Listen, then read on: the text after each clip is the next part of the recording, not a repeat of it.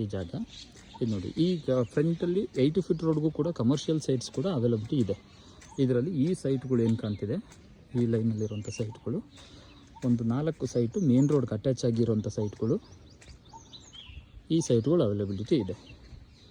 1260 ಅಡಿ, 1360 ಅಡಿ, 1400, 1600 ಈ ಥರ ಸೈಟ್ಸ್ ಅವೈಲಬಿಲಿಟಿ ಇದೆ ಇಲ್ಲಿ ಮೇನ್ ರೋಡ್ಗೆ ಅಂತ ನೋಡಿ. ಮೇನ್ ರೋಡ್ಗೆ ಈ 80 ಫೀಟ್ ರೋಡ್ಗೆ ಸಿಗುತ್ತೆ ಈ ರೋಡು.